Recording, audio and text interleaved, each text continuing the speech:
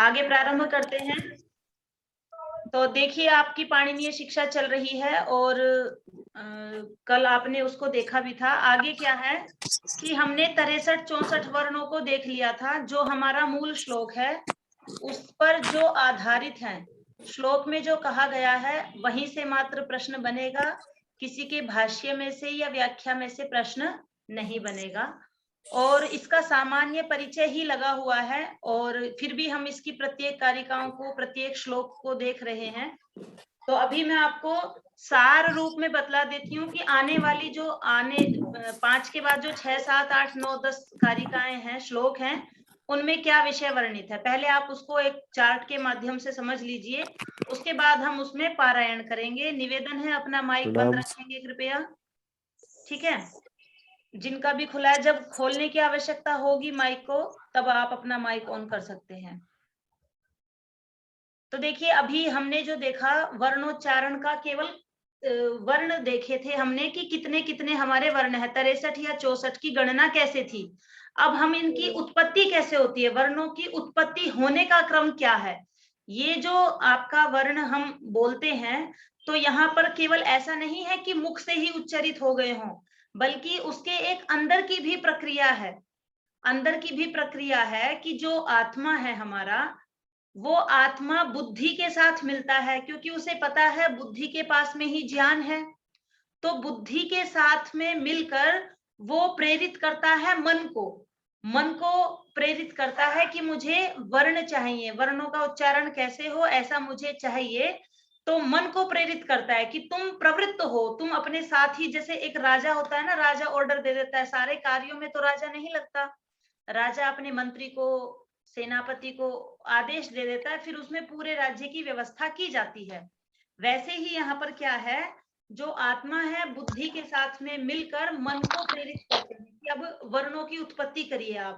तो मन देखता है कि मेरे कार्य को करने में कौन कौन सहायक होगा, तो वो तुरंत शरीर की अग्नि के पास पहुंचता है, जठराग्नि।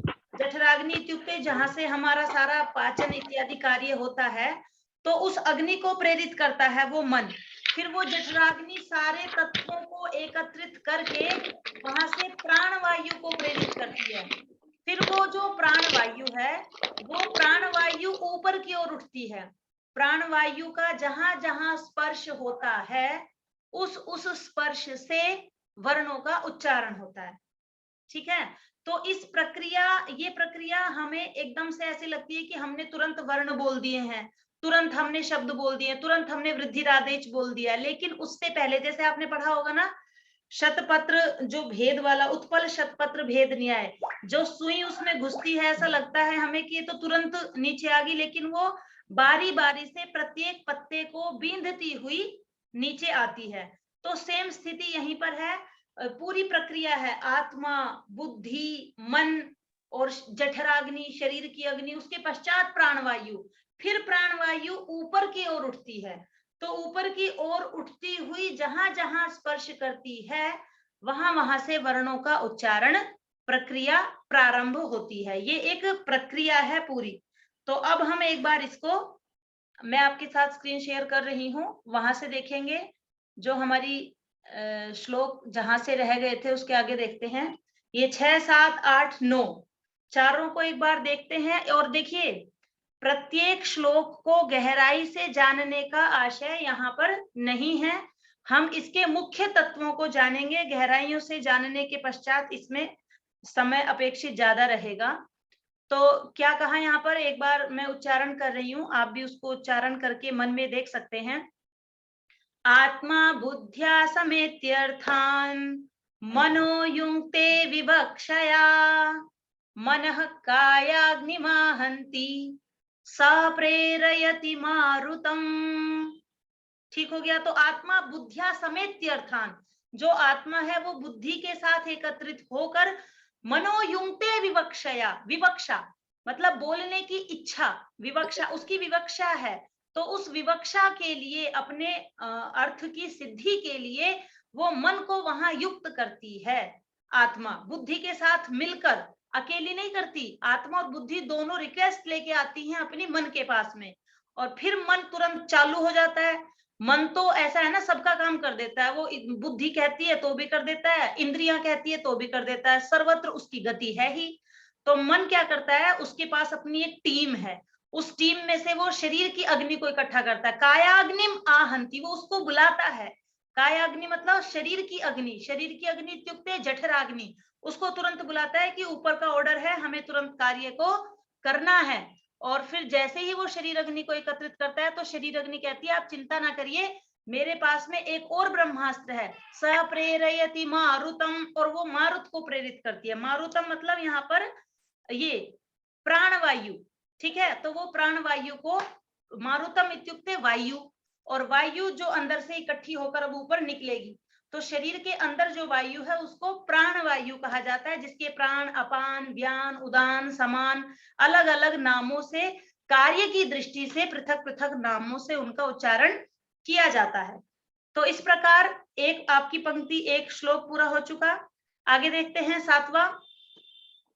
मारुतस्तूरसि चरन् मंद्रम जनयति स्वरम प्रातः सवन योगम तम छंदो गायत्रमाश्रितम। ये प्रवीण सिंह जी, इनको थोड़ा सा रोकिए, जो यहाँ पर लाइन खींच रहे हैं। आपके हाथ में पावर है, आप इसको रोक सकते हैं। तो अब क्या हुआ, जो मारुतः है, वो जो प्राणवायु है, अब वो प्राणवायु ने ऊपर बढ़ना शुरू किया। अब जैसे ही वो उरसी चरण, अब वो ऊपर ऊपर बढ़ रही है, तो देखिए यहाँ पर 3 स्थानों की बात की गई है। हृदय से लेकर मूर्धा पर्यंत 3 स्थान है। तो पहला है उरह, जिसको आप हृदय बोलते हैं। तो उरसी चरण, सबसे पहले वो उरह, उरह क्षेत्र को स्पर्श करती है। कौन?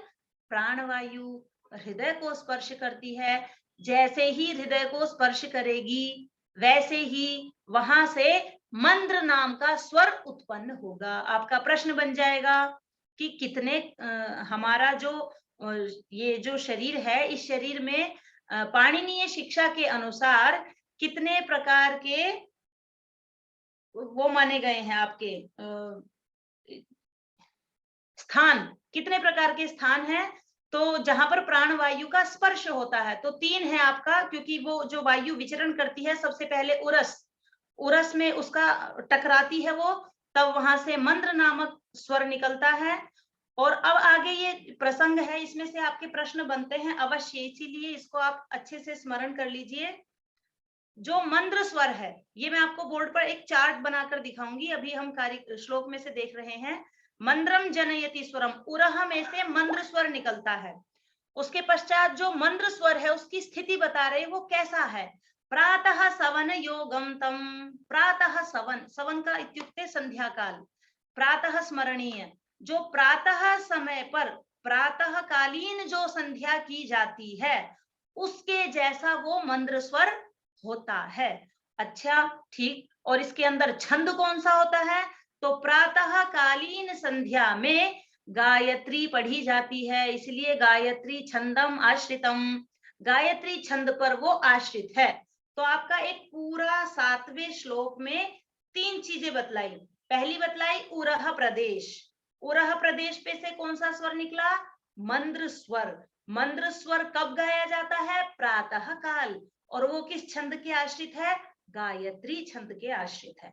ये सारा एक निकाला, इसमें से आपके प्रश्न 4 प्रकार के बन सकते हैं। फिर अगला देंगे, 8वें में क्या दिया? कंठे माध्यम दिन युगम मध्यमम त्रैष्टुभानुगम तारम तार्तीय सवनम शीर्षण्यम जागतानुगम। अभी चार्ट बना देती हूं मैं। सोदीर्णो मूर्ध्यन अभिहितो, इसमें प्रसंग क्या है एक बार आप देख लीजिएगा। आपको समझ में आ गया है कि सभी राजा से लेकर वहां तक प्राणवायु तक इसमें लगे हुए हैं, ठीक है। तो कैसे कैसे लगे हुए हैं, पहले आप 3 भागों में इसका चार्ट अपने पास में भी बना लीजिए। आपका है एक उरह, उरस, कंठ और शिर, शिर इत्युक्ते मूर्धा, जिसे आप मूर्धा भी कह सकते हैं।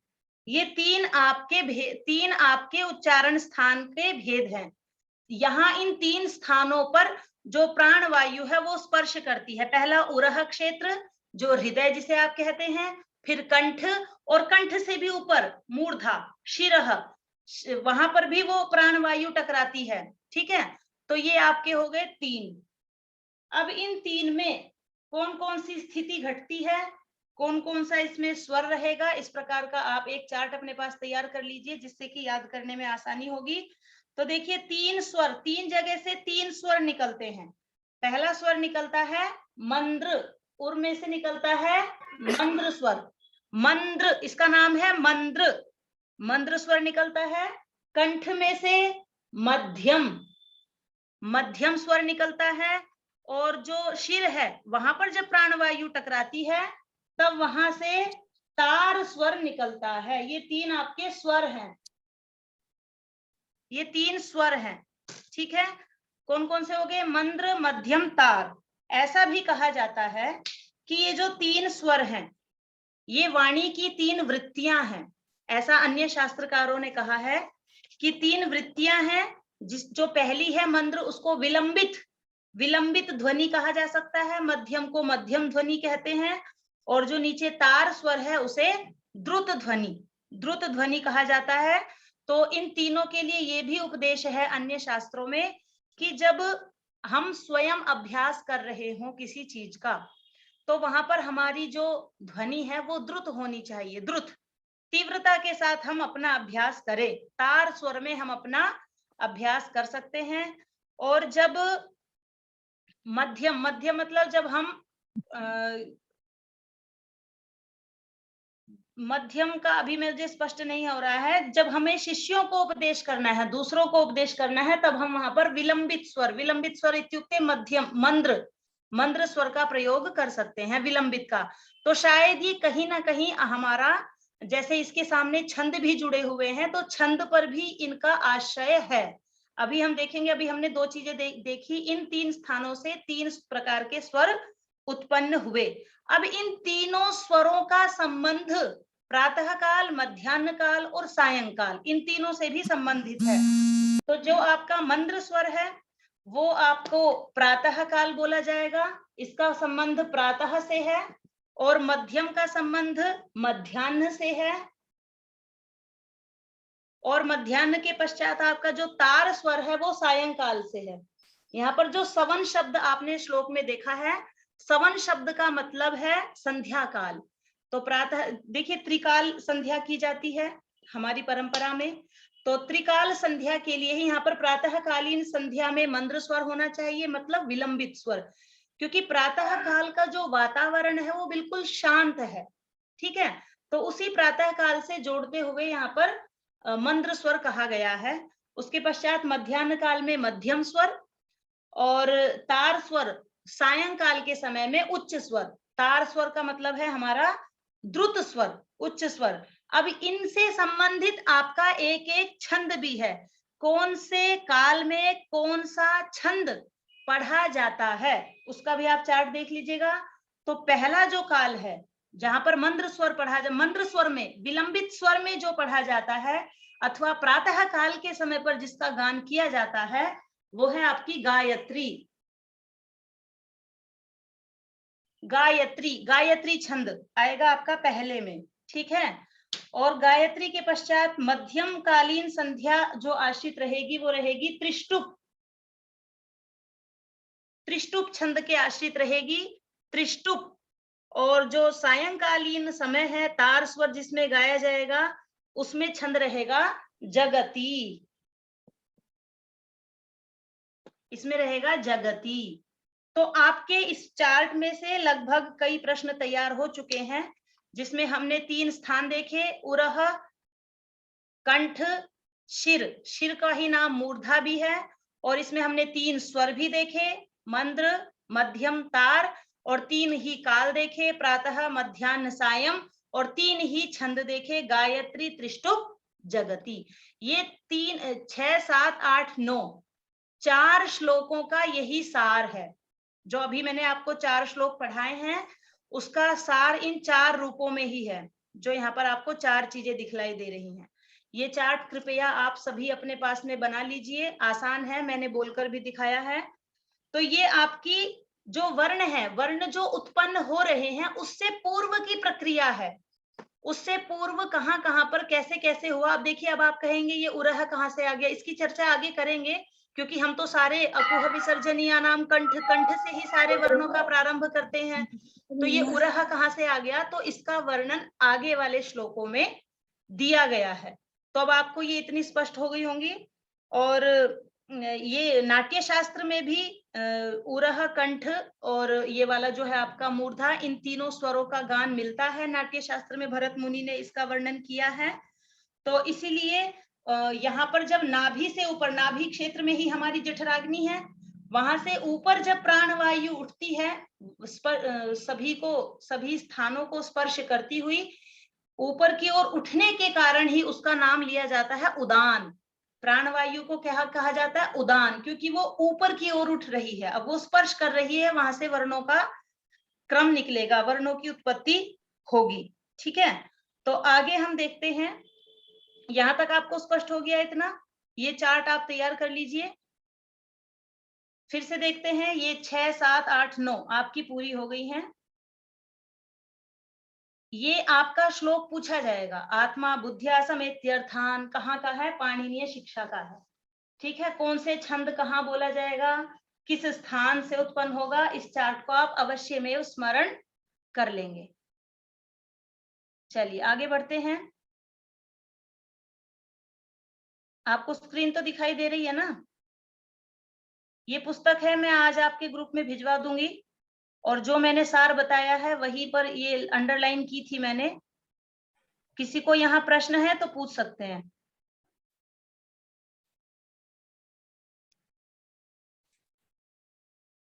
नहीं है, आगे बढ़ते हैं। तो इस प्रकार इनका विभाजन कर दिया है। तेषां विभागः पंचधा स्मृतः। जब हमारा वर्ण निकलेंगे, जहां जहां पर अभी टच हुआ है, वहां वहां से जो वर्णों का प्रकार निकला, अभी वर्णों की बात नहीं की गई, अभी कह रहे हैं कि इस प्रकार यहाँ से पंचधा विभागः स्मृतः, 5 प्रकार के वर्णों का जो क्रम रहेगा वो पंचधा 5 प्रकार का रहेगा। वो पांचों प्रकार का नाम देखिए, आपको 10वें श्लोक में दिखाई दे रहा है बिल्कुल स्पष्ट। स्वरतः, कालतः, स्थानात्, प्रयत्नानुप्रदानतः इति वर्णविदः प्राहुः निपुणं तन्निबोधत। तो ये आपके 3 प्रकार, ये 5 प्रकार के हो गए हैं स्वर। स्वर इत्युक्ते, अभी स्वर क्या है, काल क्या है, इनके सभी के बारे में आप अगले वाले श्लोकों में देखेंगे। अभी यहाँ मात्र 10वें श्लोक में नामकरण किया है। ये भी आपका एक प्रश्न बनेगा कि वर्णों का प्रकार कितना है। तो 5 प्रकार का उनका विभाजन हुआ है। इन 5 प्रकारों को आप स्मरण कर लीजिएगा। स्वरतः, कालतः, स्थानात्, प्रयत्नात्, अनुप्रदानतः। इसको वर्ण को स्पष्ट कर लीजिए। अनुप्रदानतः का मतलब यहाँ पर बाह्य प्रयत्न है। प्रयत्न से आभ्यंतर प्रयत्न, और अनुप्रदानतः ये जो नया शब्द दिखाई दे रहा है, यहाँ पर लिया गया है बाह्य प्रयत्न। तो इति वर्णविदः, ऐसा वर्ण विद्वानों ने प्राहुः कहा है, निपुणम तन निबोधत, इसी प्रकार हमको ये जानने चाहिए।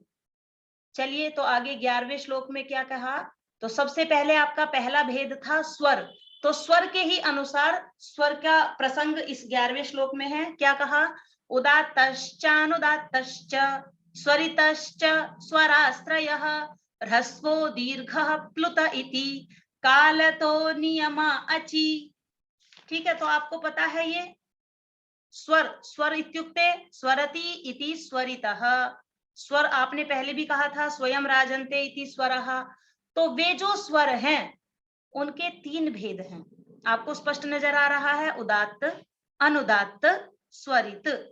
तो अब आप इसको पाणिनि मुनि जी के अनुसार भी देख सकते हैं। बालकृष्ण कुमार जी, आप बताएंगे कि उदात्त, अनुदात्त, स्वरित के लिए पाणिनि मुनि जी ने कौन से सूत्र दिए हैं। आप अपना माइक ऑन कर लीजिए जी।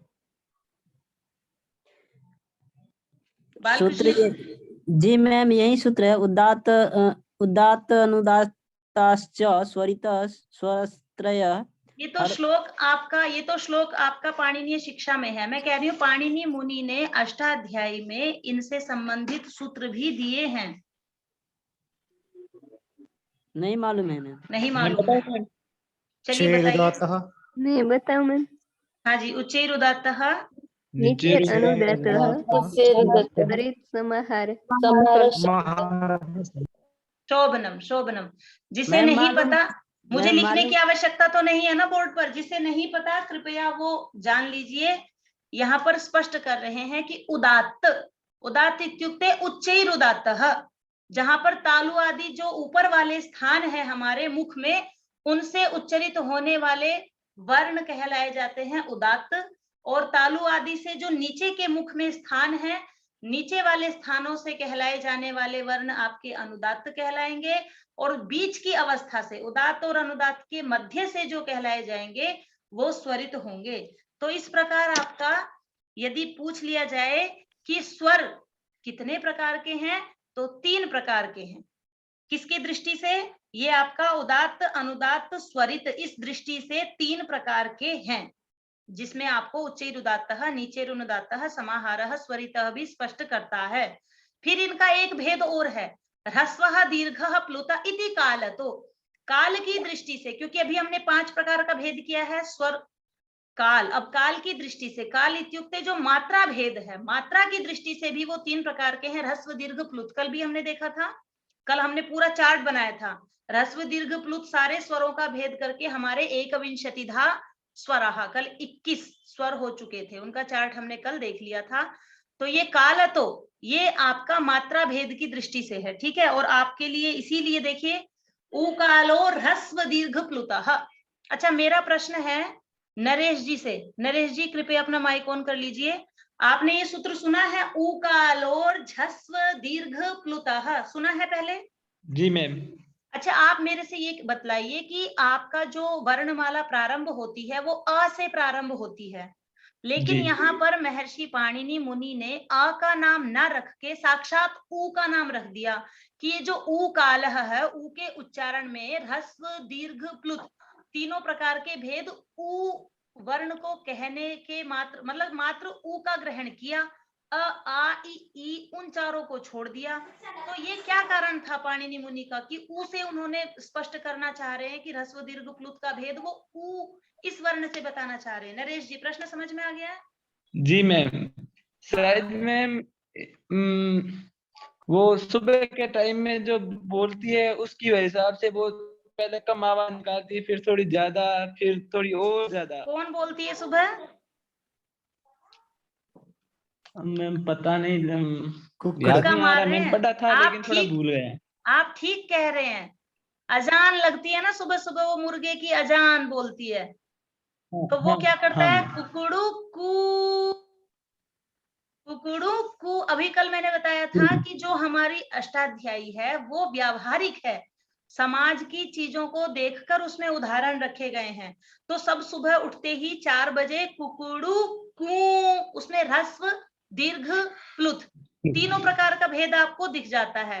तो उसी अजान से उसमें उ उच्चारण होता है, उ, तो इसीलिए वहां उ आपका परिचित है, इसीलिए महर्षि पाणिनि ने उ का ही लिया, क्योंकि समाज में प्रायः उसको सर्वत्र देखा जाता है, इसीलिए उ के समान ही हम सारे वर्ण जान लेंगे। तो आपका ह्रस्व दीर्घ प्लुत, काल की दृष्टि से स्वर के ह्रस्व दीर्घ प्लुत ये भी भेद हो गए, उदात्त अनुदात्त स्वरित। अच्छा, मैं एक बार आपको बोर्ड पर दिखा देती हूँ, शायद आपको पता नहीं स्पष्ट होगा कि नहीं।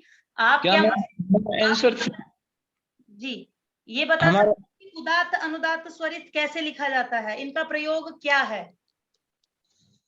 किसी को पता है? उदात्त अनुदात्त स्वरित का प्रयोग क्या है और इनका लेखन शैली कैसी है?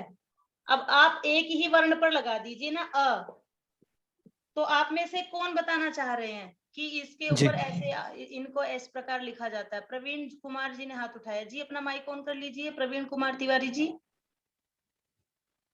जी मैम, इसका प्रयोग वेद में देखा जाता है। जैसे हम शुक्ल यजुर्वेद पढ़ते हैं या तो उसमें नीचे जो एक लाइन सी बनी होती है वो अनुदात्त होती है, फिर स्वरित का भी एक बना होता है। तो कोई आप में से किसी मंत्र, कोई इस प्रकार का मंत्र जानता है जहां पर आप उसको उदात्त अनुदात्त स्वरित के साथ पढ़ सके, अन्यों को भी पता लग जाए कि अच्छा इसका तो सस्वर पाठ है, इतना अच्छा? आप में से कोई जानता है कोई एक ऐसा मंत्र? दो ने हाथ उठाया, पूजा वर्मा जी ने उठाया है। जी पूजा जी, एक मिनट। धोखे से उठ गया था, हमें नहीं पता। धोखे से उठ गया था। अच्छा, अपना हाथ हमारा मर्जी से नहीं चलता है। मैम ये हम सही है। किताब खोल रहे थे तो उसी से कुछ हो गया था उसमें। नरेश जी कह रहे हैं क्या कुछ? आपका माइक ऑन है। कोई आप में से कोई एक वेद मंत्र कोई भी याद हो, संध्या का, हवन जी का, मैम। कुछ? किसको याद है? अमन जी को। जी मैम। अमन जी बताइए इनका प्रयोग करते हुए उदात्त अनुदात्त स्वरित का। ओम विश्वानि देव सवितरधुरितानि पराशुभ यद्भद्रं तन्न आशुभ। शोभनम। आपने किया है, लेकिन सारा ऐसा लगा कि स्वरित में ही कर दिया। उसमें उतार चढ़ाव, उदात्त अनुदात्त, उतार चढ़ाव उसमें आपका लास्ट में दिखाई दिया है। तो देखिए, आप पहले इसको ये समझ लीजिए, उदात्त में जो वर्ण लिखा जाएगा उसका कोई भी चिन्ह नहीं होगा। परीक्षा में ये पूछा जाता है। अनुदात्त, अनुदात्त नीचे पड़ी रेखा और स्वरित ऊपर खड़ी रेखा, ये चिन्ह जरूर बना लीजिए। तो ये देखिए, अभी जो पाणिनि अष्टाध्यायी थी, प्रारंभ में जो अष्टाध्यायी किसी ने पुरानी देखी होगी तो उसमें इन स्वरों का चिन्ह था। लेकिन क्या किया, हम लोग बड़े जल्दबाजी में रहते हैं ना, अरे कौन स्वर के साथ में याद करेगा, स्वरों को हटाकर केवल सूत्र सूत्र रूप उनका हमने छाप लिया। लेकिन आप देखेंगे जब आप बहुव्रीहि समास पढ़ेंगे तो मैम इंद्र स्वरित शत्रु। में तो गलती बता दिए। क्या? स्वरित में गलती बता दिए, खड़ी नहीं होना चाहिए। स्वरित में खड़ी नहीं ना होना चाहिए। तो कैसी होनी चाहिए? वो जैसे माइनस का चिन्ह देते हैं वैसे। नहीं, ऐसे ही इसका चिन्ह मिलता है, ऊपर खड़ी रेखा। ये आपका लिखा हुआ भी आता है, ऊपर खड़ी रेखा, माइनस का चिन्ह नहीं आता है इसमें। ये हमेशा आपको परीक्षा में भी पूछी जाती है। ऊपर खड़ी रेखा किसकी है? स्वरित की है। नीचे पड़ी रेखा किसकी है? अनुदात्त की है। ये ऐसे ही परीक्षा में पूछा जाता है बालकृष्ण जी। हो माइनस का सकता है चिन्ह, मैम हम कंफ्यूज करते होंगे। हाँ, ये माइनस का चिन्ह नहीं, इसको ऐसे ही लिखा जाता है। किसी ने और बताइए, ऐसा लिखा हुआ देखा है? ऐसा ऊपर खड़ी रेखा से सहमत हैं आप?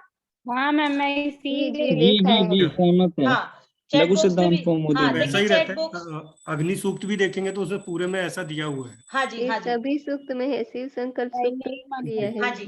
तो इसका मतलब ये आपको, जब आप बहुव्रीहि समास देखेंगे तब देखेंगे इसकी महिमा कितनी है।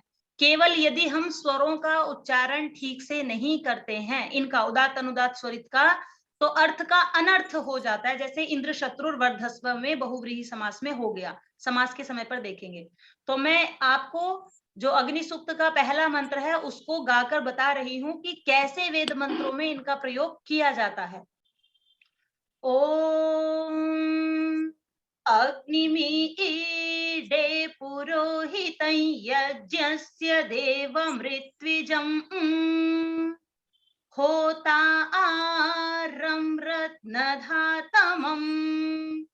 यहाँ आप प्रत्येक वर्ण को पृथक पृथक देख सकते हैं। मैंने उदात्त अनुदात्त स्वरित का उसी रूप में गान किया है। तो क्योंकि अग्नि सूक्त जो है वो बार बार परीक्षा में पूछा जाता था हमसे कि कैसे होतारम रत्न धातमम लिख दिया जाता था, यहाँ पर कौन सा उदात्त है कौन सा अनुदात्त है। तो मैंने तो उदात्त अनुदात्त रटने की बजाय वो पूरा सूक्त रट लिया सस्वर। तो मैं कभी अब कंफ्यूज नहीं होती, मुझे पता लग जाता है कि कहाँ पर उदात्त है कहाँ अनुदात्त है। क्यों? तो इसीलिए हम कम से कम अग्नि सूक्त में मात्र 9 मंत्र हैं, उनको हम सस्वर देख सकते हैं, हमारी शास्त्र परंपरा बची रहेगी। ठीक है, तो ये आपका उदात्त अनुदात्त स्वरित का प्रसंग था, जो आपका स्वर में आ गया। ठीक है, स्वर के भेद में आ गया। और ह्रस्व दीर्घ प्लुत आप जानते ही हैं। अब आगे देखेंगे तो आगे आपका प्रसंग है, आपका ये भी हो चुका है, जो 5 भेद थे, 5 भेद में से स्वर हो चुका, काल हो चुका। आगे आपका तीसरा है स्थान। तो स्थान के लिए कहा इन्होंने कि 8 स्थान है। मैं आपको स्क्रीन दिखा देती हूँ। 8 स्थान का वर्णन है। स्थान का मतलब उच्चारण स्थान। ठीक है, तो आगे है ये 12वें श्लोक में ये आ गया आपका। इसको बोलते हैं एक बार, उदात्ते निषाद गांधारा वनुदात्त ऋषभ धैवतौ स्वरित प्रभवाह्येते षड्ज मध्यम पंचमः। अच्छा, ये अभी स्थान का नहीं आया है, अभी बीच में प्रसंग आ गया है 12। हाँ, तो आप देखिए एक चीज और देखेंगे, जो हमारे छंद हैं वे छंद नीचे चार्ट के माध्यम से बहुत सुंदर समझा रखे हैं कि उदात्त, अनुदात्त और स्वरित। आपने सुना होगा कि जो हमारा साम वेद है वो साम गान है, वो उसी से हमारे इन्हीं उदात्त, अनुदात्त, स्वरित से ही हमारे सारे छंद निकले हैं, जो गायत्री, उष्णिक, अनुष्टुप, त्रिष्टुप, पंक्ति, जो हमारे वैदिक 7 स्वर हैं वो सारे इन्हीं स्वरों से निकले हैं, उदात्त, अनुदात्त से। तो आप इसी श्लोक को इस ये जो चार्ट दिया हुआ है इसके माध्यम से समझ लीजिए। तो कहना चाह रहे हैं, वैदिक छंद कितने हैं? वैदिक छंद 7 हैं। और जो गायत्री के 7 के बाद जो है वो सब नहीं है? महोदय छंद तो 21 है ना।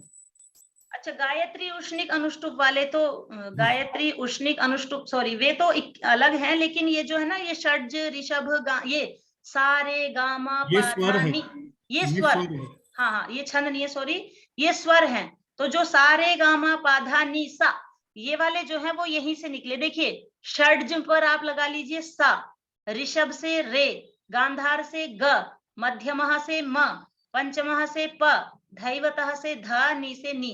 तो जो हम हारमोनियम पर करते हैं ना, सारे गा मा पा, षड्ज, ऋषभ, गांधार, ये सारा वेद से ही आपका निकला है। अब कोई यदि आपसे प्रश्न करता है कि क्या है वेदों में थोड़ा ना है कुछ, हम तो इतनी सारी चीजें पढ़ लेते हैं, ये है वो है, लेकिन जितना भी ज्ञान हमारा निकला है, संस्कृत वाले तो शायद जानते ही होंगे, सारा सभी ज्ञान के मूल में हमारा वेद ही है। अब आपका उद्देश्य है वो, संस्कृत वालों का हमारा कर्तव्य विशेष है कि नेट जेआरएफ तो अपने स्थान पर है, लेकिन हमारी संस्कृति, हमारे वेदों का रक्षण होता रहे, ये ज्ञान भी हमें दूसरों तक पहुंचाना है कि हमारी वैदिक परंपरा कितनी शक्तिशाली रही है। तो अब यहाँ पर प्रसंग है आपका कि उदात्त से कौन कौन से निकले हैं, तो नोट कर लेंगे इसी चार्ट के माध्यम से। उदात्त से केवल 2 निकले हैं, गांधार और निषाद। तो उदात्त वाले स्वर में जैसे उदात्त बोला जाएगा वैसे ही गांधार और निषाद बोला जाएगा। देखिए, जो मुख में तालु आदि से ऊपर के स्थान है, इसका मतलब ऊपर के जो स्थान है वहां से उदात्त बोला जा रहा है, तो गांधार और निषाद भी वहीं से बोला जाएगा। इस बारे में मैं आपको ये भी बतला दूं कि देखिए, गांधार के बारे में शायद आप जानते भी हैं। ये 1 मिनट, माइक बंद कर लीजिए बीच बीच में। गांधार आपको पता है, तो कह रहे हैं कि जो गांधार वासी लोग थे, मनुष्यों के स्वर के आधार पर ही ये गांधार स्वर निकला है। और गांधार देश प्राचीन काल में कहाँ था? भारत और पारसीक देशों का मध्य का जो भाग था वो था हमारा गांधार, जिसे कहते हैं हम कंधार देश। ठीक है, यहाँ के निवासी क्या है? पर्वतों के ऊबड़ खाबड़ भूमि पर निवास करते थे। तो जब पर्वतों के ऊबड़ खाबड़ भूमि पर वो निवास करते थे, उसी वजह से उनका जो स्वर था वो कठोर स्वभाव का हो गया, उनका स्वर कर्कश हो चुका था, इसी वजह से उन्होंने इस स्वर को निकाला। तो कह रहे हैं कि आखेट इत्यादि भी करते थे, तो उनकी स्वर में अपने आप ही उच्चता, कर्कशता, कठोरता आ गई, इसीलिए उस गांधार स्वर को उदात्त नाम से कहा गया। ये मैंने इसको इसलिए कहानी बताई जिससे कि आप स्मरण रखेंगे। ठीक है, तो गांधार स्पष्ट हो गया। दूसरा है निषाद। निषाद भी आपको पता है, जो भारत में आदिवासी जातियां थी उनमें से ही एक निषाद जाति भी थी, जिसमें शिकारी, मछुआरे, पर्वतीय प्रदेशों के जन आदि सभी को निषाद से कहा जाता था। और स्वभाव से ही ये कैसे थे? हिंसक, क्रूर। तो इनके स्वर में भी उच्चता और कर्कशता स्वभाव से ही आ गई थी, इसीलिए इनका भी स्वर कर्कश ध्वनि की वजह से वो उदात्त में ही चला जाएगा, गांधार और निषाद। ये कहानियों को इसलिए जोड़ रही हूं जिससे कि आपको याद रह जाए। तो गांधार निषाद स्पष्ट हो गया अब? ठीक है, तो आगे हमारे संगीत शास्त्र में ये सारे स्वर हैं ही। फिर आपका निकलता है स्वरित। स्वरित का मतलब ये बीच का है, ठीक है ना। स्वरित में आपके निकले हैं 3, षड्ज, मध्यम, पंचम। ये सबसे अच्छे स्वर माने जाते हैं, क्योंकि जो कोकिल है, कोयल, कोकिल का जो स्वर है वो कोकिला रोति पंचमम। रोति इत्युक्ते कोयल जो शब्द करती है वो पंच स्वर में गाती है। पंचम स्वर में वो कोयल गाती है। तो संगीत शास्त्र भी इसको कहता है कि इन स्वर की उत्पत्ति, ये जो जितने भी हैं ये शरीर के अवयव ही हैं हमारे, और वायु का जहां जहां स्पर्श होता है वहां वहां से इन स्वरों की उत्पत्ति होती है। वैसी ही स्थिति स्वरित के भी साथ है। वायु, क्योंकि जो हमारे तालु आदि उच्चारण स्थानों ऊपर और नीचे दोनों के बीच में से जो उच्चरित होते हैं उनको हम स्वरित कहते हैं। तो ये हमारा जो है षड्ज, मध्यम, पंचम, ये आराम से है, इनके लिए कुछ विशेष नहीं है। आप इसको इसी प्रकार से इसी प्रकार से स्मरण कर लीजिए। बस ये है इसमें विशेष कि जो वायु है नाभि से ऊपर उठकर उर, हृदय, कंठ, मूर्धा इन सब में विचरण करने के बाद जब 5वें स्थान पर पहुंचती है तब वहां से पंचम स्वर निकलता है। ठीक है। और जब वो छठे स्थान पर आघात करती है तब वहां से षड्ज स्वर निकलता है। तो इतना ही इसका है।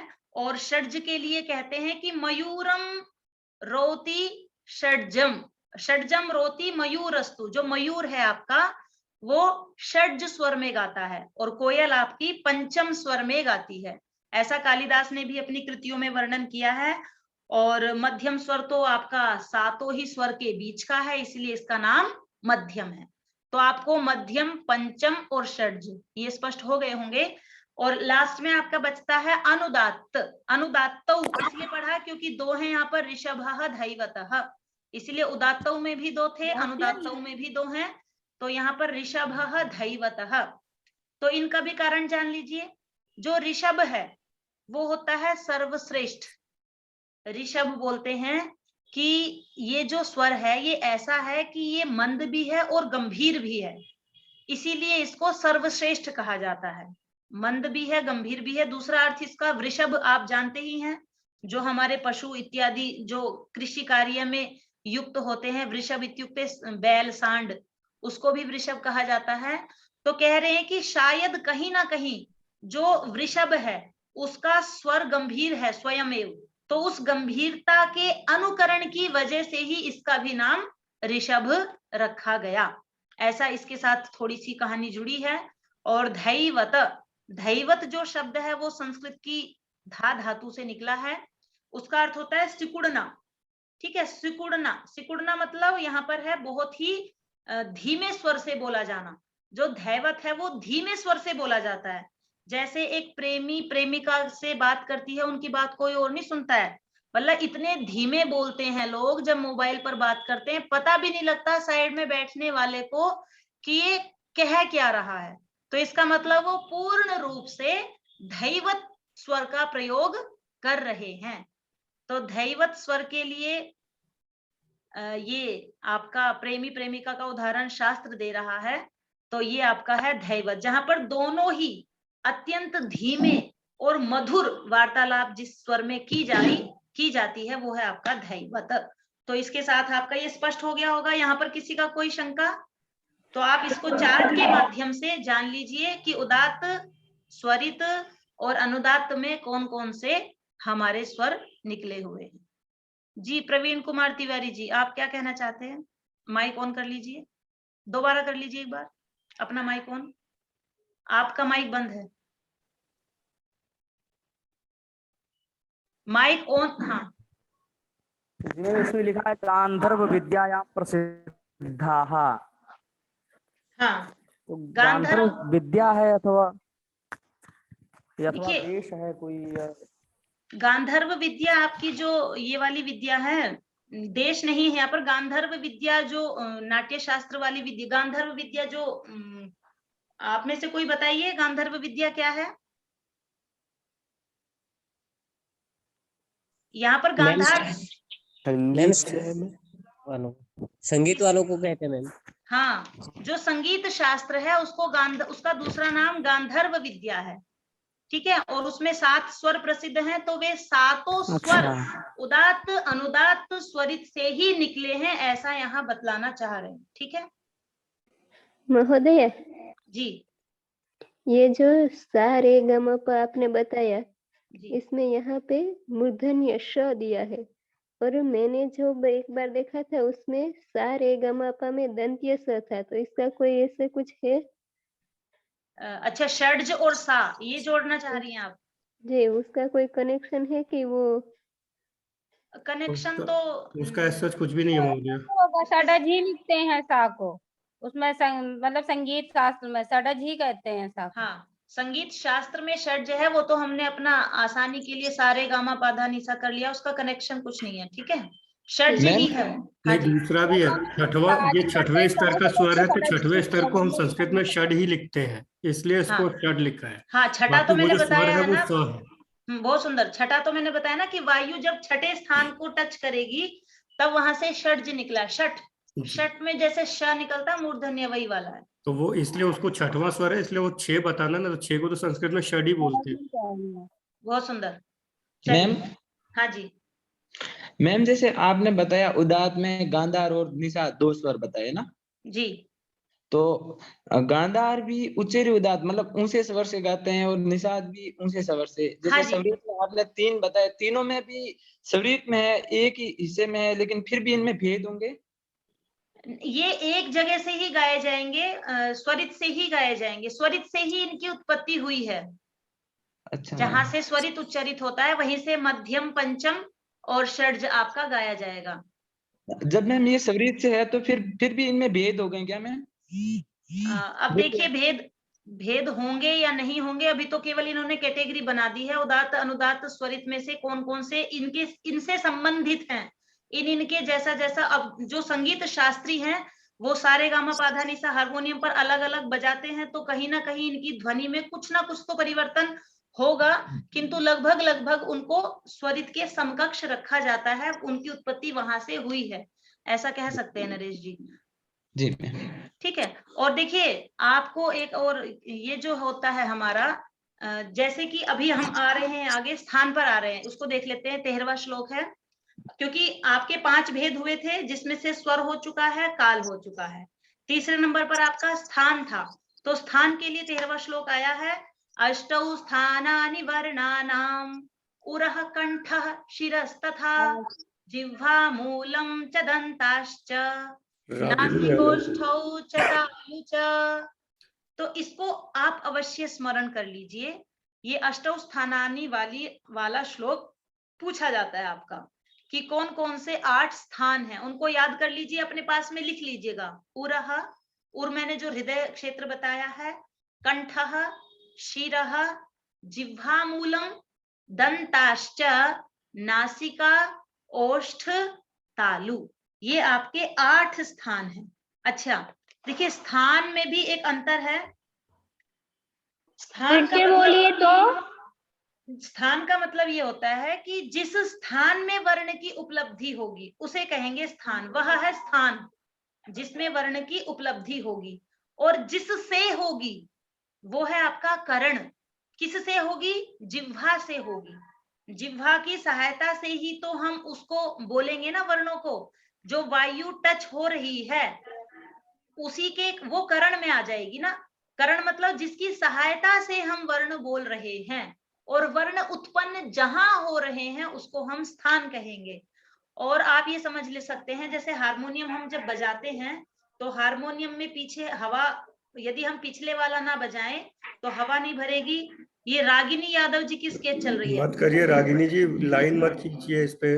नहीं, मुझे ऐसा लगता है कि वहां उनके यहाँ नेटवर्क वीक है, इस वजह से ऑटोमेटिक लाइन खींच रही है, वो नहीं जानकर नहीं खींच रही है। नहीं महोदय, वो ऊपर जब तक एनोटेशन से पेन लेके कोई नहीं खींचता तब तक वो अपने आप नहीं होता है। अच्छा, तो जब हारमोनियम हम बजाते हैं, हवा भरती है, उसके बाद बटन करते हैं, सारे गामा पाधा निसा, दोनों काम ये इकट्ठे चलते हैं। तो वैसे ही यहाँ पर भी है, जब वो वायु स्पर्श करेगी, वायु जहां जहां पहुंचेगी, उसके बाद जो जीभ रूपी बटन है, हमारा बटन क्या है? जीभ। तो जिह्वा रूपी बटन से हम सारे वर्णों को उच्चारित करेंगे। तो ये आप 8 के 8 स्थानों को अवश्य याद कर लीजिए। ठीक है, उरः, कंठः, शिरः, जिह्वा, मूल, दंत, नासिका। जी, किसी का कोई प्रश्न है यहाँ पर? जो मैम एक बार ये उच्चारण स्थान बता दीजिएगा। अच्छा, बता रही हूँ। चलिए इसके नीचे मैं इसकी व्याख्या दिखा देती हूँ, वहां से आपको पता लग जाएगा। देखते हैं इसमें क्या दिया हुआ है, उच्चारण स्थान दिया है विशेष रूप से कि नहीं। अच्छा, ऐसा कुछ दिया नहीं है। इस चलिए तालिका फिर, में महोदय सिर्फ स्थानों के नाम का वर्णन है और कुछ भी नहीं है। चलिए फिर भी मैं बता देती हूँ आपको, ये आगे भी शायद आएगा।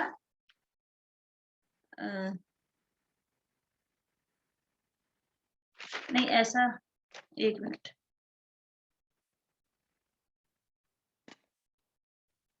ये अभी आएगा। एक एक स्थान की चर्चा अगले वाले श्लोकों में आएगी, ठीक है।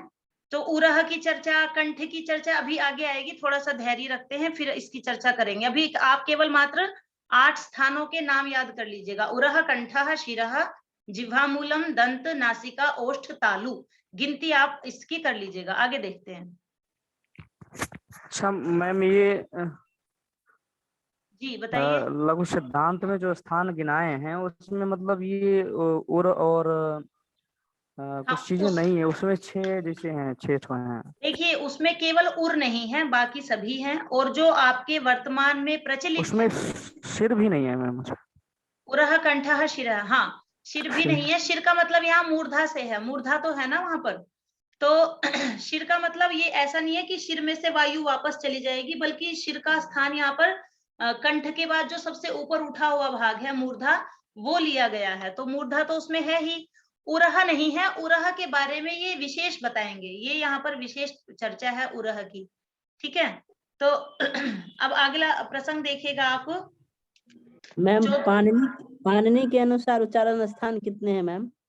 8 ही है, उन्होंने भी 8 बताए हैं, ठीक है। पाणिनीय शिक्षा बता तो रही है आपको सामने 8। पाणिनीय शिक्षा स्वयं पाणिनि मुनि जी की है, 8 बता रहे हैं स्थान, पाणिनि उच्चारण। नहीं, सॉरी, पतंजलि। पतंजलि के अनुसार तो ढूंढना पड़ेगा एक बार, 8 ही होंगे, 1-2 कुछ आगे पीछे ऊपर, वैसे 8 ही माने जाते हैं सर्वत्र।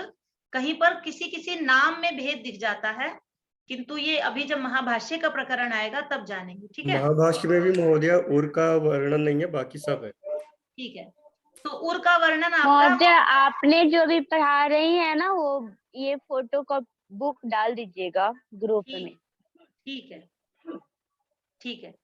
तो अब देखिए आपका ये जो 14वां श्लोक है अत्यंत विशेष है, मैं इसको बोर्ड से दिखाना चाहूंगी। पहले हम यहाँ पढ़ लेते हैं इसको। ये विसर्ग के बारे में बात की गई है कि जो विसर्ग है वो क्या है, विसर्ग के कितने भेद बन सकते हैं। विसर्ग का नाम लिया है ऊष्म नाम से। तो एक बार देखिए इसको, ओभावश्च विवृत्तिश्च शशसारेफ एव च जिह्वा मूलम उपध्मा च गतिरष्ट विधोष्मणः। ऊष्मणः, ऊष्म मतलब विसर्ग। तो ये जो विसर्ग है, इस विसर्ग की आपकी 8 गतियां होती हैं। ये प्रश्न बनेगा आपका, ओभावश्च विवृत्तिश्च, ये कहाँ का है और किस प्रकार इसको लिया गया है, इसको देख लीजिएगा, बोर्ड से समझा रही हूँ।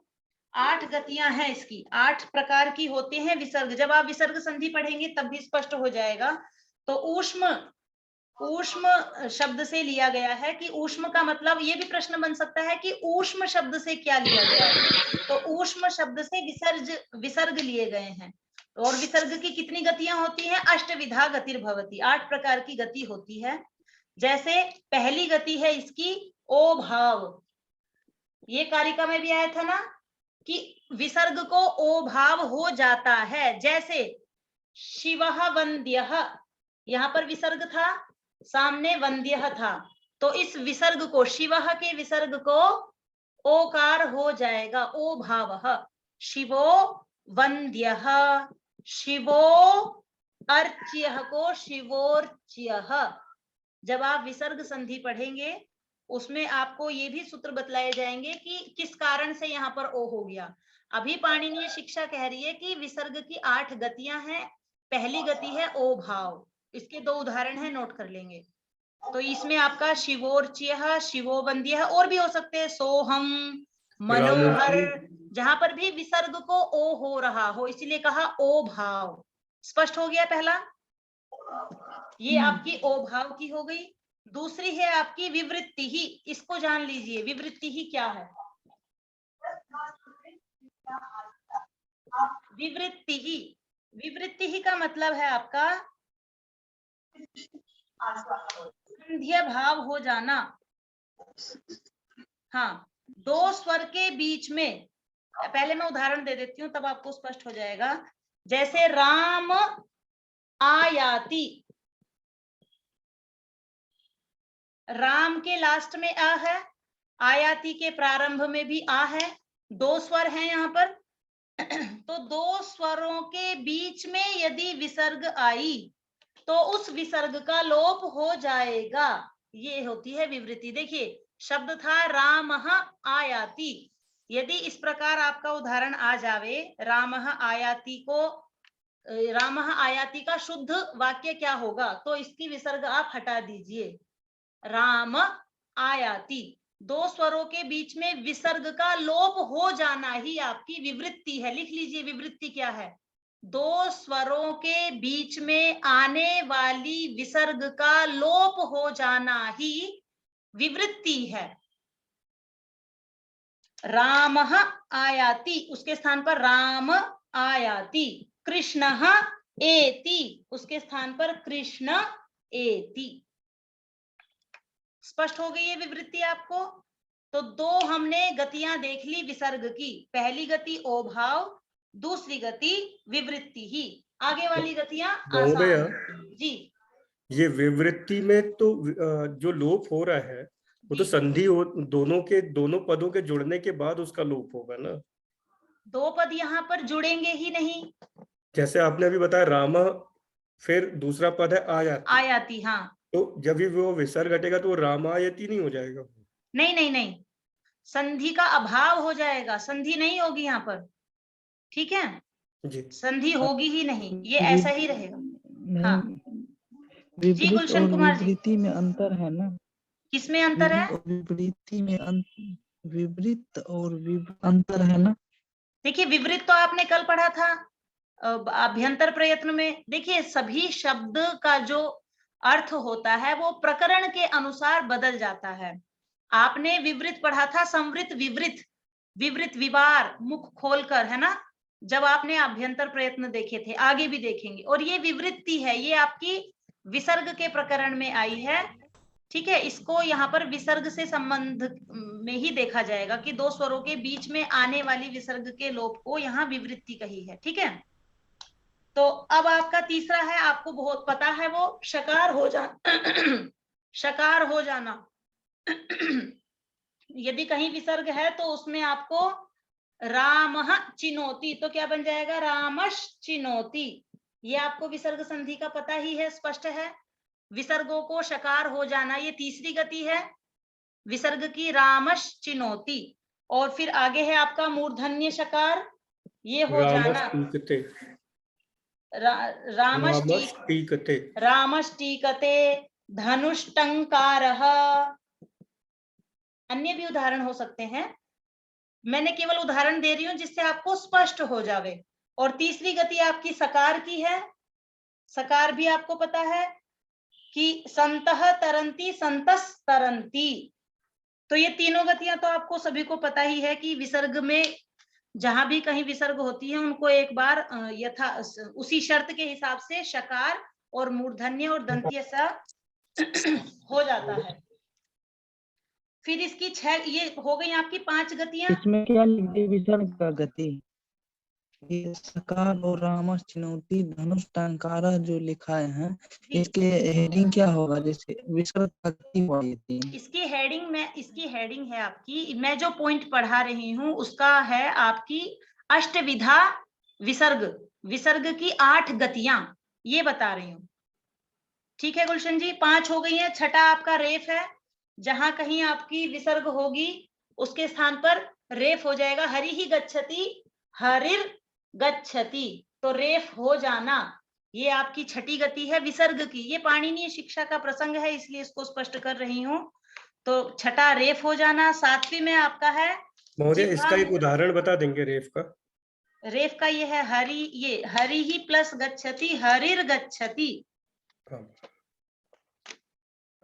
धकार का उदाहरण क्या बताया आपने? और भी इसके उदाहरण बन सकते हैं आपके। हरिर गच्छति, उसके बाद रामाः धन आसन्ते। हाँ, पुनः वसुः पुनर्वसुः, दुः प्लस जनः दुर्जनः, अहः प्लस पतिः अर्हपतिः। ठीक है, तो कई प्रकार के इसके विसर्ग को रेफ हो जाएगा। ये भी हो गई। और 7वीं 8वीं गति जिह्वा मूलीय उपधमानीय। आपको महोदय आपने एक बार ओ भाव का बता दीजिए फिर से।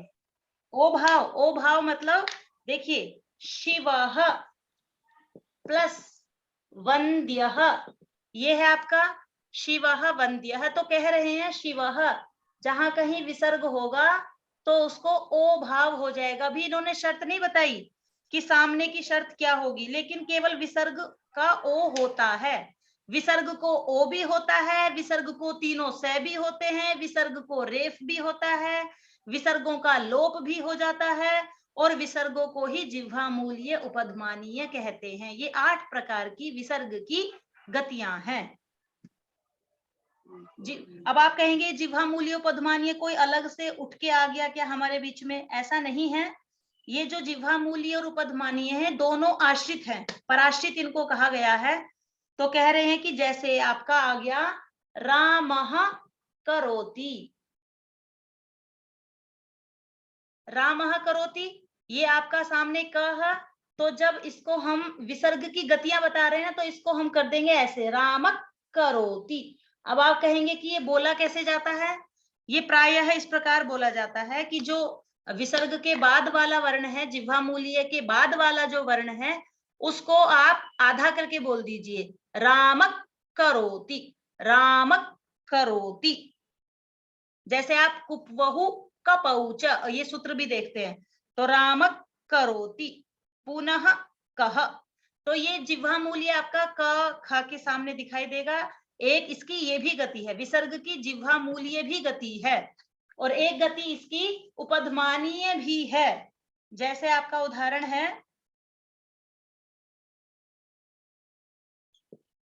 पुनः पुनः, तो ये जो पुनः में विसर्ग दिखाई दे रही हैं, यहाँ पर आप इसका उपधमानीय लगा दीजिए, पुनः पुनः, पुनः पुनः। ठीक है, कप पचती, ये भी हो सकता है। कह पचती को ये प फ के सामने आने वाला आपका ये हो जाएगा उपधमानीय, कप पचती, कप पचती। कैसे बोला जाएगा मैंने बता दिया है कि सामने वाले वर्ण को आप डबल करके बोल दीजिए, कप पचती, पुनः पुनः।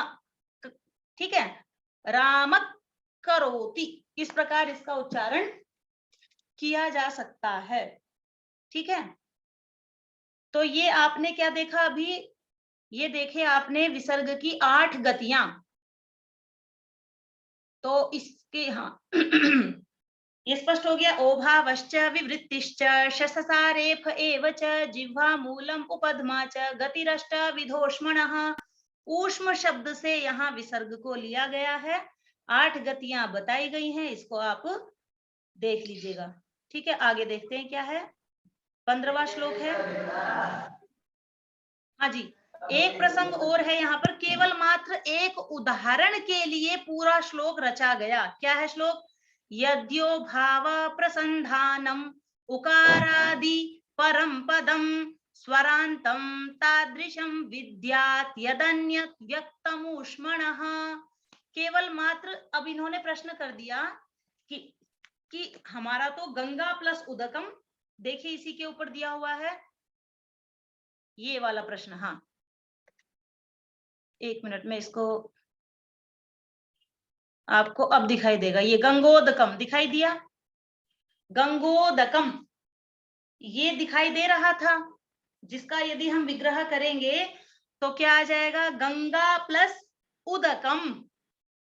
तो कह रहे हैं ये जो ओ भाव था, ये केवल विसर्ग के स्थान पर हमने किया था, विसर्ग का ही हमने ओकार किया था। और यदि आप गंगोदकम में कहो कि यहाँ पर भी हमें ओ दिखाई दे रहा है, हम तो यहाँ पर भी विसर्ग का ही इसको रूप मानेंगे, तो ऐसा नहीं है। क्यों? क्योंकि कहा कि गंगा प्लस उदकम, यहाँ पर तो ऑटोमेटिक संधि हुई है, यहाँ पर विसर्ग का कोई भी रोल नहीं है, यहाँ पर ओकारात्मक संधि हुई है। विसर्ग वाला ओ भाव नहीं हुआ है। यहाँ पर आपकी स्वर संधि हुई है, गंगा के अंत में स्वर है, उदकम के प्रारंभ में उ है, तो यहाँ आपकी स्वर संधि घटित हो गई। तो केवल मात्र गंगोदकम को स्पष्ट करने के लिए यद्यो भाव प्रसंधानम उकार आदि परम पदम को कहा, ज्यादा विशेष है नहीं ये, इसमें केवल इसी को खोला है कि हमने केवल विसर्ग की 8 गतियां बताई हैं। उसके अतिरिक्त यदि आप ओ देख रहे हो कहीं पर भी, तो वो संधि का ओ हो सकता है, हमारा ओ नहीं होगा। हमारा मतलब विसर्ग का ओ नहीं होगा। स्पष्ट है, विशेष नहीं थी। अच्छा, आप इसको और देख लीजिएगा, फिर कक्षा को विराम देंगे। अब मैम जी, प्रश्न है किसी का? जी मैम, हम जैसे वो वर्ण के 5 भेद लिख रहे थे, स्वर, कार, फिर स्थान, हम स्थान कर रहे थे, लेकिन उससे पहले जैसे स्वर आ गया, अब वापस हकार का आ रहा है, तो ये जो करना है ना चाहिए? नरेश जी, ये स्वर के ही विषय चल रहे हैं अभी। देखिए, अभी आपको स्वर के जो 8 भेद थे पूरे, सॉरी, ये जो स्थान के 8 भेद थे ना, उरह कंठः, उसके स्पष्टता के लिए सबसे पहले ये विसर्ग और हकार को बताएंगे, और उस हकार में भी, उस हकार में से निकालेंगे उरह स्थान, तब ये उरह पर आएंगे। अभी हमारा स्थान का ही प्रसंग चल रहा है, ठीक है? अच्छा। हाँ, तो क्योंकि इन्हें उरह स्थान वाला वर्ण देना है, उसकी भूमिका बता रहे हैं। ये जो विसर्ग है, इसका भी उच्चारण ह के ही समान होता है, तो पहले इन्होंने विसर्ग को समझा दिया, अब ये हकार को बता रहे हैं। और हकार यहाँ 2 प्रकार का है, आप इस श्लोक में देखिए, हकारम पंचमैर्युक्तम अंतःस्थाभिश्च संयुतम उरस्यम तम विजानीयात् कंठ्यमाहुर संयुतम। बहुत सुंदर श्लोक है ये, अतीव आपकी वो है ये विशेष। तो कह रहे हैं कि हकारम, इसका अर्थ मैं आपको इसी पुस्तक में से बता देती हूँ। हकारम पंचमई युक्तम अंतस्थाभिश्च संयुतम। हकार के यहाँ पर 2 भेद माने गए हैं, 2 प्रकार का हकार है, एक संयुक्त और एक असंयुक्त। देखिए कितना सुंदर बताया कि प्रश्न आपका उठा कि हम तो सारे वर्ण की आवृत्ति कहाँ से करते हैं, कंठ से प्रारंभ करते हैं, कंठ से ही हमारे सारे वर्णों का उच्चारण होता है, तो ये उरह क्या है, इस उरह को थोड़ा सा स्पष्ट करिए। तो यहाँ पर जो आपके अन्य आपिशल शिक्षा सूत्र हैं, आपके अन्य ग्रंथ हैं जो वर्णोच्चारण के बारे में बता रहे हैं, वो कह रहे हैं कि देखिए, संस्कृत में जो आपका हकार है, उस हकार की 2 स्थितियां हैं, एक तो संयुक्त अक्षर में हकार गिना जाएगा और एक असंयुक्त हकार गिना जाएगा। देखिए मैंने इसको डार्क किया है, आप इसको शायद स्पष्ट देख रहे होंगे। ये जान लीजिए, क्योंकि आपको आज एक नई चीज का पता चलने वाला है, आपको उरह से उच्चारित होने वाले वर्ण के बारे में ज्ञान हो रहा है, तो ये आपके लिए नूतन है। तो कहा कि जब हकार आपका न न म और या रा ल व अंतस्थ, ये अंतस्थ वर्ण है, और न न म आपके 5वें वर्ण है, तो जब इनसे युक्त होगा हकार, जैसे ढ, न्ह, म्ह, य, र, ल, भ, तब उसे कहेंगे हम संयुक्त हकार, ठीक है।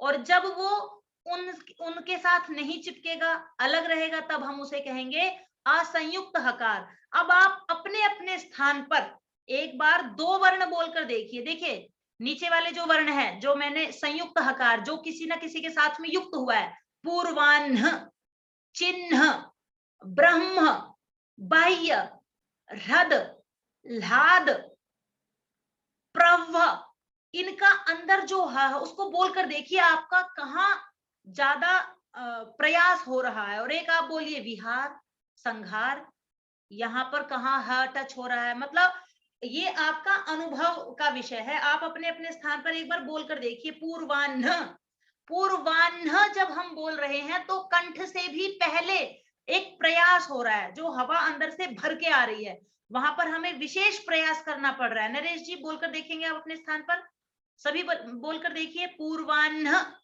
चिन्ह, ब्रह्म, ब्रह्म, तो जो ह बोल रहे हैं हम, वो अंदर से आ रहा है, तो उसी को स्पष्ट करना चाह रहे हैं कि ये जो संयुक्त हकार है उसका स्थान उरह स्थान है। और जो आप विहार, आराम से ह बोल रहे हैं, वो किसी के भी साथ संयुक्त नहीं है, वो असंयुक्त है, उसका स्थान कंठः, अकुह विसर्जनीयानाम कंठः। लेकिन आप दोनों में अंतर समझ रहे हैं, ये अंतर किस किस को समझ में आ रहा है? कोई बताएगा अपना माइक ऑन करके? प्रवीण सिंह जी, आपको समझ में आ रहा है ये इनका उच्चारण? माइक ऑन करके बताइए थोड़ा। जी महोदय। आप एक बार ये बोलिए, पूर्वाह्न चिन्ह जो आपको दिखाई दे रहा है। पूर्वाह्न चिन्ह, ये तो गले यहाँ पे, आपको हाँ, गले कैसा पे लग रहा प्रेशर है? आ रहा है और एयर का प्रेशर ज्यादा है। हाँ, मतलब कंठ से भी पहले जी एक वायु, एक आघात का पता चल रहा है। जी। यहाँ पर किसी का कोई शंका है तो पूछ सकते हैं, आप अपने अपने स्थान पर इन वर्णों को उच्चारित करके देख सकते हो। तो अब आपको पता लगा कि उरह स्थान से बोला जाने वाला वर्ण मात्र संयुक्त हकार ही है। बस जो वो हकार अंतस्थ वर्णों के साथ जुड़ा होगा या न न म के साथ जुड़ा होगा तो वह हकार उरह स्थान से बोला जाएगा, उसमें और विशेष प्रयास करना होगा। और जो अलग, तो ये आपका प्रश्न बन सकता है, क्योंकि उरह की चर्चा आई है तो ये आपका प्रश्न बनेगा कि यहाँ पर उरह स्थान वाला वर्ण कौन सा है और हकार के कितने भेद हैं? 2 भेद हैं। आपका ये स्पष्ट हो गया है, संयुक्त और असंयुक्त। ठीक है, तो ये आपका पूर्ण हुआ। ये आपका स्थान में से पहला स्थान स्पष्ट हो गया है, उरह स्थान। और अगला भी बता दूं जिससे कि आपका स्थान का प्रकरण समाप्त हो जावे आज। अगला श्लोक देखिए 17-18, आपको स्पष्ट है, जैसा लघु सिद्धांत कौमुदी और बाकी व्याकरणों ने माना है वैसा ही सेम टू सेम यहाँ पर है। कंठ्यौ, कंठ्य और ह, देखिए ये वाला जो ह है, अब जो यहाँ पर नाम लिया जा रहा है का, ये कंठ से उच्चारित होने वाला है आपका। तो अ और ह ये दोनों, और उसी के साथ आप क वर्ग भी जोड़ लीजिए, ये सारे कंठ से उच्चारण होने वाले हैं। और बाद में आपको पता ही है, इचु यशास्ता लुहु ओष्ठजा वुपु, इस ओष्ठजा वुपु में क्या क्या ले लिया इन्होंने? उ और पवर्ग, ये ओष्ठज हैं, ओष्ठ से बोले जाएंगे। मूर्धन्यः ऋटुरसः, मूर्धन्यः ऋटुरसः, मूर्धन्य आप जो बोलते हैं री टवर्ग और र और मूर्धन्य श, ये सारे मूर्धन्य से बोले जाएंगे। और ऋतुलसः दंत्यः, री तवर्ग ल स, ये दंत्य से बोले जाएंगे। जिह्वा मूले तु कुहु प्रोक्तो, ये बात समझ लीजिए आप, जिह्वा मूले तु कुहु प्रोक्तो। यहां पर इन्होंने क्या कहा कि जिह्वा का जो मूल भाग है, जिह्वा के मूल से ही कुहु, कुहु इत्युक्ते कवर्ग बोला जाना चाहिए। फिर यहाँ पर विद्वानों ने आपस में बहुत सारी चर्चा करी, परिचर्चा करी, फिर लास्ट में ये निकाल दिया कि जिह्वा का मूल ही तो कंठ है। भाई कंठ से ही तो प्रारंभ हो रही है ना जिह्वा, तो जिह्वा का मूल कह दो आप उसको, या आप उसको कंठ कह दो। तो देखिए ऐसा होता है, बात ले देकर उनको कंठ ही कहनी है, लेकिन अब विद्वान है, थोड़ा सा भिन्नता अलग अलग रखेंगे। प्रवीण सिंह जी यदि कोई बात कहेंगे तो वो अपनी तरीके से कहेंगे, नरेश जी अपने मत को रखेंगे तो थोड़े से और स्टाइल से रखेंगे। तो सबका कहने का स्टाइल अलग अलग होता है। किसी ने कहा जिह्वा के मूल से कवर्ग बोला जाएगा, और किसी ने कहा कंठ से कवर्ग बोला जाएगा। बात एक है, कंठ भी वही है, कवर्ग भी वही, सॉरी कंठ भी वही है, जिह्वा मूल भी वही है, उसको अलग अलग स्टाइल में कह दिया है। तो इसलिए जो हम कहते हैं ना जिह्वा मूलस्य जिह्वा मूलम, तो जिह्वा का मूल से जिह्वा मूलीय बोला जाएगा और जिह्वा का मूल ही आपका कंठ है। इसका मतलब कंठ से उच्चारित होने वाला अ, ह, कवर्ग, जिह्वा मूल, ये सारे आपके कंठ से उच्चारित होने वाले हो गए हैं। और अगले में 18वें में कहा दंतोष्ठ्यौ वह स्मृतौ बुधौ, दंत्योष्ठ वकारः दंत्योष्ठ्यौ, आपको पता है वकारस्तु दंतोष्ठ, दंत और ओष्ठ दोनों से बोला जाएगा हमारा व दांत और ओष्ठ दोनों में लगेंगे। ए ऐ तु कंठ्य तालव्यौ, आपको सूत्र स्मरण है, ए दे तौ कंठ्य तालव्यौ, ए ऐ दोनों कंठ और तालु से बोले जाते हैं। ओदो तौ कंठ्योष्ठ्यौ, ओ औ कंठ और ओष्ठ। तो ये आपके 8 उच्चारण स्थानों का प्रसंग पूर्ण हुआ। आगे हम प्रयत्न को देखेंगे जिसमें बाह्य प्रयत्न और आभ्यंतर प्रयत्न होगा। 18 श्लोक तक आज हम इतना ही विराम करेंगे। और आप ये बताइए कि आपको ये जो मैंने अभी उच्चारण स्थान बताए हैं ये स्पष्ट है या मुझे बोर्ड पर तालिका बतानी पड़ेगी? आपको उच्चारण स्थान स्पष्ट है? राकेश जी, नरेश जी, जी। आशीष कुमार जी, बालकृष्ण कुमार जी, कमलेश कुमारी जी, स्थान सभी स्पष्ट हैं? भले वो आपको लघु सिद्धांत के हिसाब से स्पष्ट हो। स्थान का मुझे चार्ट बनाना होगा या आप अपना उसको कर लेंगे स्थानों को? महोदय कर लेंगे। कर लेंगे, जी। ठीक है। कहीं पर कोई भी समस्या आए तो पूछ सकते हैं। ये सारा आपका आज स्थान तक, अभी आपके जो 5 भेद चल रहे थे, मैं प्रसंग बता देती हूँ। 5 भेद बताए थे वर्णों के, जिसमें से स्वर हो चुका, काल हो चुका, स्थान हो चुका। कल हम जब चर्चा करेंगे तो प्रयत्न की करेंगे, बाह्य प्रयत्न की और आभ्यंतर प्रयत्नों की। उसके पश्चात कुछ श्लोक इसमें और भी विशेष हैं, जिसमें लिखित पाठक के गुण अवगुण बताए गए हैं। कौन कितनी उसमें ह्रस्व दीर्घ प्लुत इन मात्राओं के भी भेद बताए गए हैं। उनकी चर्चा कल करेंगे। और संभवतः मुझे ऐसा लगता है कि मैं आपके बीच में ये जो श्लोक है ये छांट कर लेकर आऊं, जो हमारे अत्यंत विशेष हैं, कल उसको सार रूप में समाप्त कर दूं, क्योंकि यदि हम इसमें 4 दिन लगाएंगे तो अन्य विषयों को समय नहीं मिल पाएगा। अभी हमने सारा क्रम से देखा है, कल हम केवल मात्र विशेष विशेष पर चर्चा करेंगे। क्या ऐसा उचित रहेगा? ठीक है, तो बाकी मैं आपको ग्रुप में आज ही ये पुस्तक सेंड करा दूंगी, आप इसको अपने पास में रखिए। कुछ विशेष जानना हो तो इस पुस्तक में से आप सब कुछ जान सकते हैं। इदानीम अहम महोदय एकं संशयः अस्ति। जी, संशयमस्ति, कृपया पृच्छन्तु। ये पाणिनि शिक्षा में भी वही चीज बताई है, अष्टाध्यायी में भी वही चीज बताई है, लघु सिद्धांत कौमुदी में भी वही चीज बताई है, तो ये इन लोगों को इतना सारा लिखने की जरूरत क्या थी अलग अलग? अब आप एक बात बताइए, एक ही टॉपिक है योग, योग पर पता नहीं कितनी सारी पुस्तकें लिखी गई। एक ही टॉपिक है आपका व्याकरण शास्त्र, हजारों पुस्तकें एक ही टॉपिक पर मिलती हैं।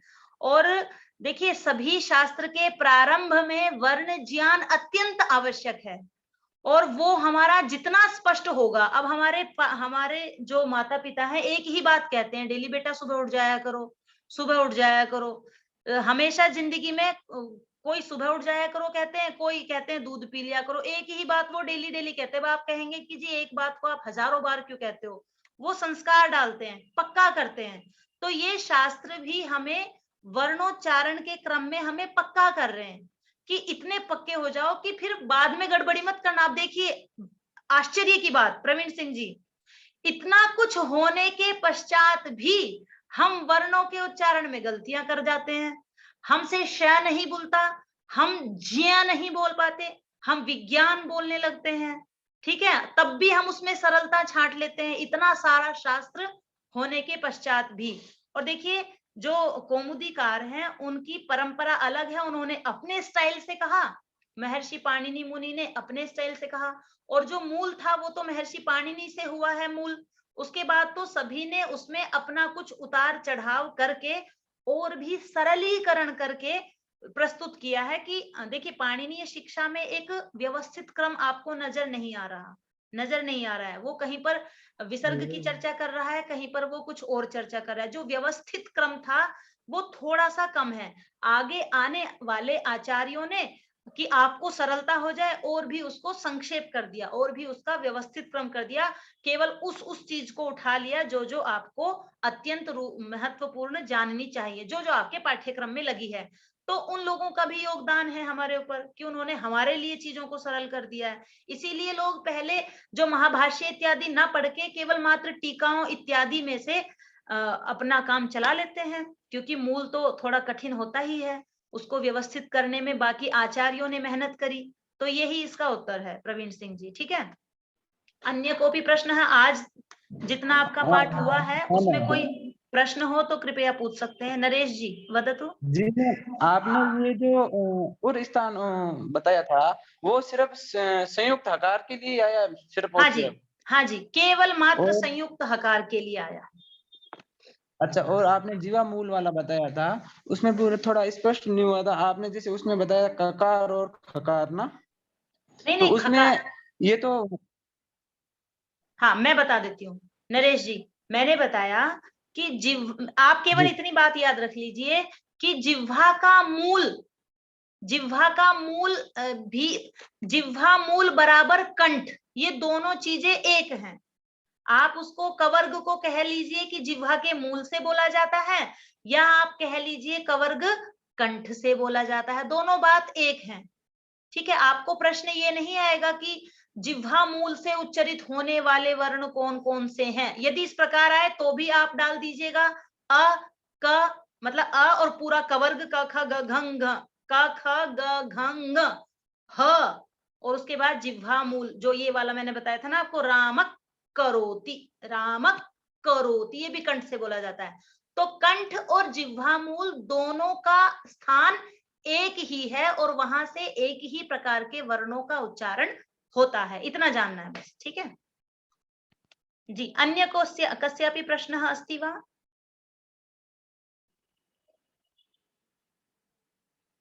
अद्यतनीयः पाठः अद्य सर्वं स्पष्टम् अभवत्।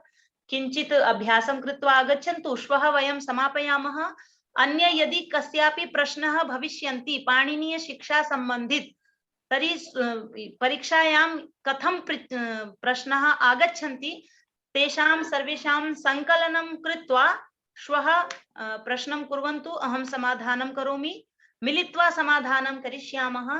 पुनः ये मुख्य बिन्दवः सन्ति तेषामपि चर्चां श्वः कृत्वा वयं श्वः एव सत्रं समापयामः पाणिनीय शिक्षां। सम्यक् अस्तु तर्हि धन्यवादः इदानीं महोदय। अहं समापयामि। नमो नमः, नमो सर्वेषां नमः। धन्यवादः। धन्यवादः महोदय। नमो नमः। महोदय, धन्यवादः। अन्यच्च सर्वे एकवारं मिलित्वा एव यदि शान्तिपाठं कर्तुं शक्यन्ते